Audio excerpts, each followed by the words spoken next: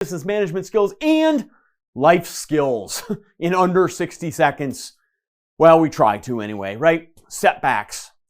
Look, with all my coaching clients, almost every week, somebody has a setback. I have setbacks constantly. So how do you handle setbacks? You just handle them. You put one foot in front of the other and you move forward. Here's the way I like to think of setbacks. This was taught to me many, many years ago. Setbacks are nothing more than temporary losses of momentum. That's all they are. We'd love to think that we're going to keep that business inertia, we're going to keep that personal momentum going. But you know what?